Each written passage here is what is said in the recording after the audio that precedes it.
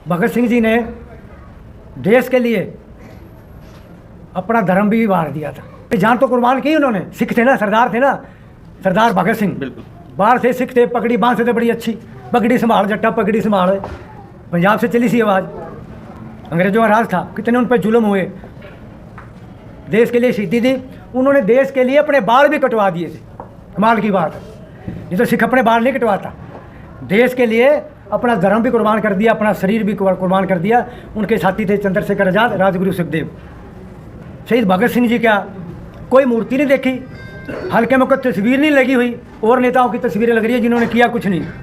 खान पीन बांधरी, डंडे खान रिच, गद्दियों बैठ गए भगत सिंह की बदौलत। अगर आज मेरे बच्चे जीवित हैं, मेरा बाप जीवित है, तो इन शहीदों के कारण जीवित है।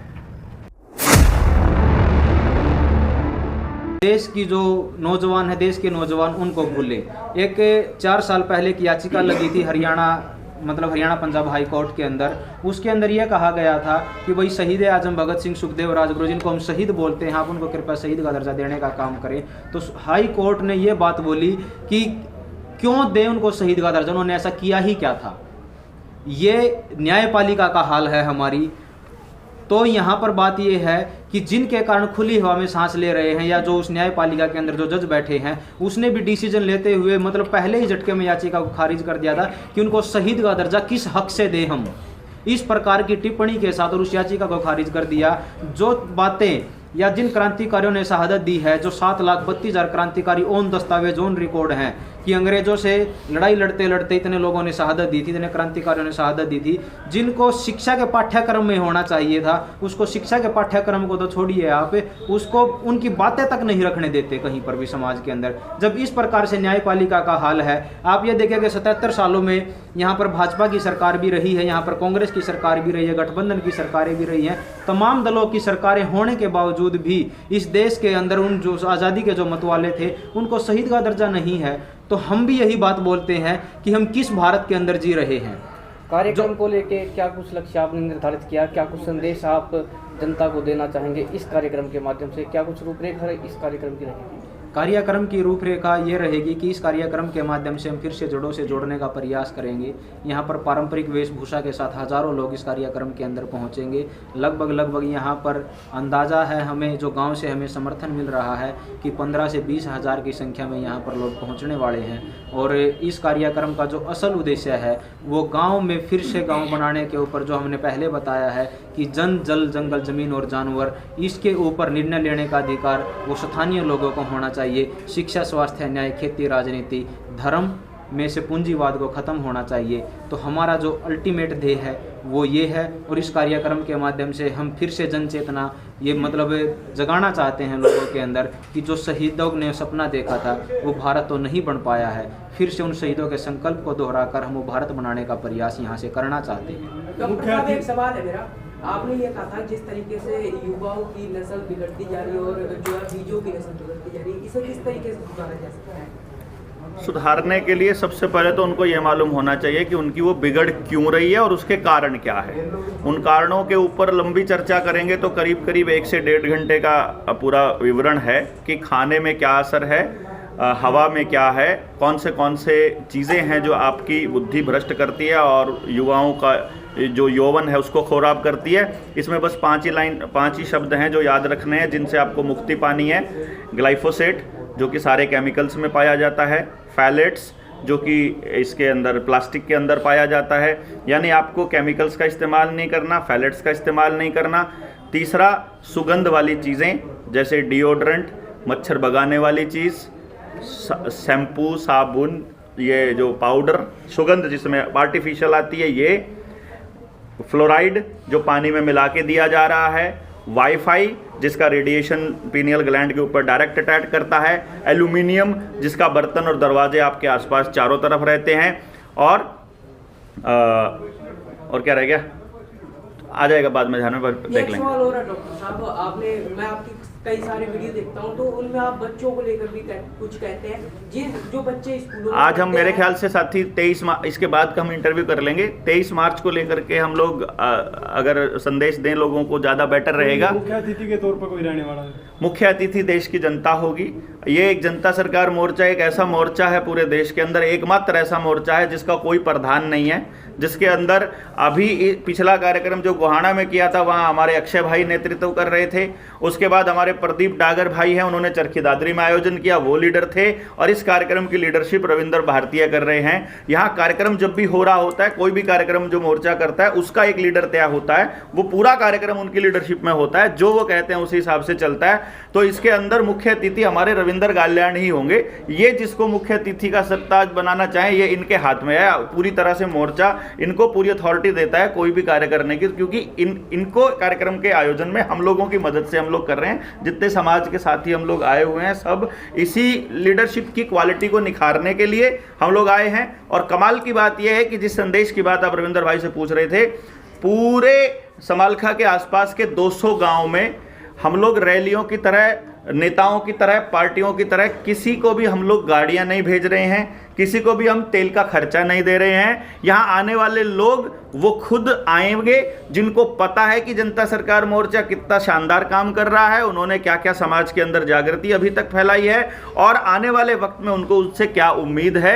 खुद से आने वाले लोग जो जिंदा जमीर वाले होंगे वो इसमें शामिल हो रहे हैं। रविंदर जी, पूरे हरियाणा में समालखा ही क्यों चुना आपकी बार?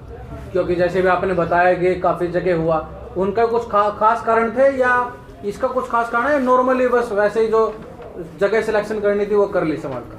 देखिए, जगह तो सिलेक्ट होती ही है, ये पर्सन तो कहीं और होता तो वहाँ भी आता, लेकिन मैं इसमें ये बता दूँ कि मैं निजी तौर पर समालखा से ही हूँ, आटा मेरा गाँव है।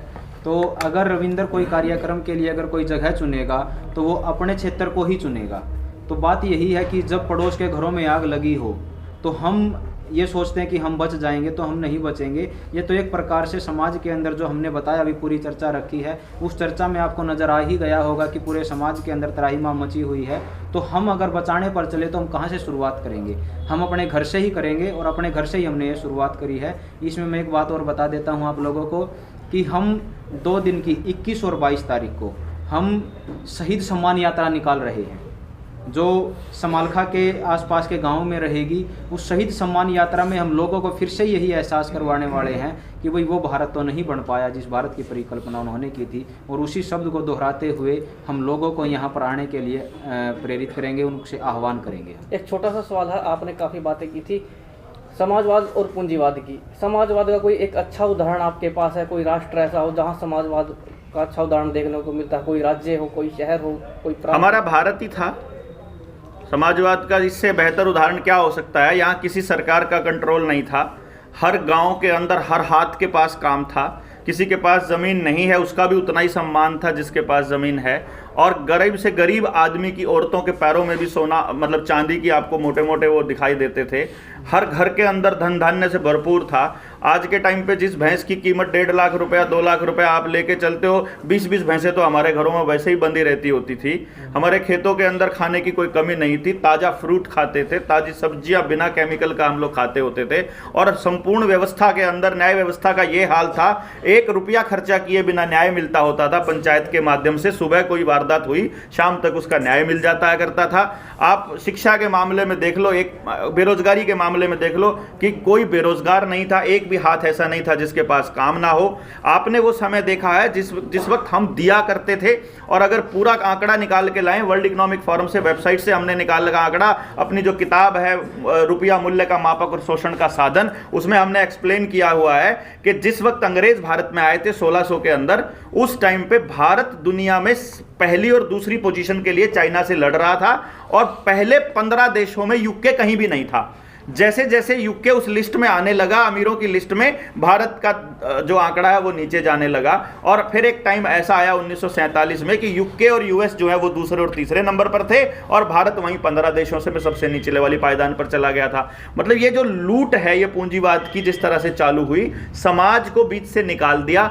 शिक्षा, स्वास्थ्य, न्याय राजनीति, ये चार चीजें, ये सरकार का और व्यक्तिगत विषय है ही नहीं, ये प्योरली समाज का विषय है। समाज को कैसे बच्चे चाहिए ये समाज तय करेगा, और ये तय करेगा, और जैसे ही समझ आ जाएगा कि ये चीज गलत है करेगा, वही समझाने के लिए हम लोग निकले हैं। ये साथी झारखंड से आए हैं, अपने विष्णु भाई हैं, इधर पंजाब से आए हुए, राजस्थान से आए हुए, वो पंजाब से आए हैं अपने, और राजस्थान से आए हैं सुरेश भाई। सब पूरे के पूरे देश से लोग आए हैं कि वो वहाँ ऊर्जा यहाँ रविंदर भाई को देंगे इनके नेतृत्व में, और सारे लोगों को समझाएंगे। मकसद ये है कि पहले आपको ये दिखा दें कि आपको कहीं से उदाहरण लेने की ज़रूरत नहीं है, केवल आपको ये देखना है कि सही क्या है और गलत क्या है, और हम अपना बना लेंगे उदाहरण की बजाय। कितना लगता है कि जो जनता है, जो यहाँ के आसपास के जो लोग आएंगे, हाँ, कितना इस चीज को एडोप्ट कर पाएंगे? अभी रविंद्र जी ने भी कहा था कि भाई गांव को गांव बनाने की जरूरत है, गांव को शहर बनाने की और कुछ बनाने की जरूरत नहीं है। तो कितना एडोप्ट कर पाएंगे, कितना उस चीज को मतलब ये बाहर पीपल का पेड़ है, ये करीब करीब, मैं ज्यादा नहीं कहता, तो करीब 60-70 साल पुराना तो कम से कम होगा। ये हो सकता है 100 साल से ज्यादा का भी हो। जब ये यहाँ पहली बार जब ये गिरा होगा बीज रूप में, तो ये इतना सा होगा। जनता सरकार मोर्चा को शुरू हुए और इस विचार को लेकर चले हुए अभी मात्र हमें 3 साल पूरे हुए हैं। आज हम बीज रूप में अपनी बात लोगों के दिमाग में डाल रहे हैं।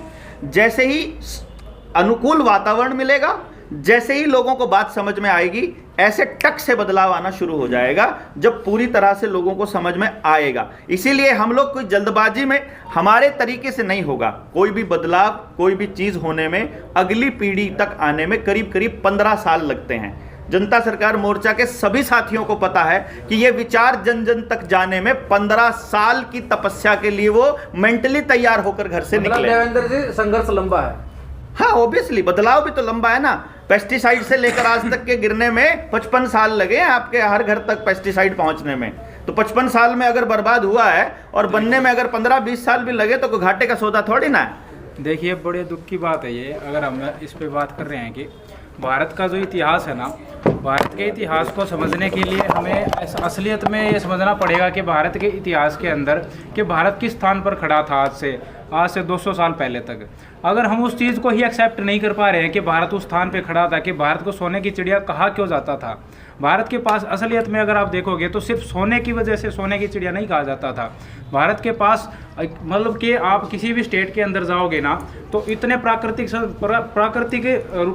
के इतना देन है, प्रकृति की इतनी देन है भारत के ऊपर कि इसके ऊपर पूरे वर्ल्ड की नज़र है भारत के ऊपर। उसकी वजह से भारत गुलाम रहा। अगर आप इस बात को ध्यान से देखोगे तो आज हमें अगर भगत सिंह, राजगुरु, सुखदेव जैसे 7.5 लाख क्रांतिकारियों को आतंकवादी देखने को मिल रहा है कि आज 77 साल के बाद भी वो आतंकवादी लिखे जा रहे हैं, तो इसका अर्थ ये है कि असली इतिहास हमें नहीं पढ़ाया गया। और उस इतिहास को पढ़ने के लिए हमें इस बात के लिए जागृति करनी पड़ेगी। सबसे पहले समाज के अंदर वो जागृति करने के लिए जनता सरकार मोर्चा निकल चुका है।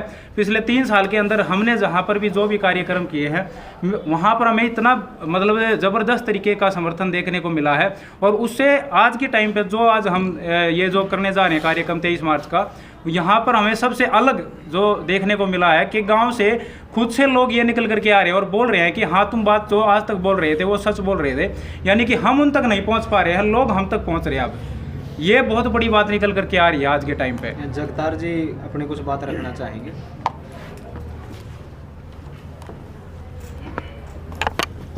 वालों को सत श्री अकाल।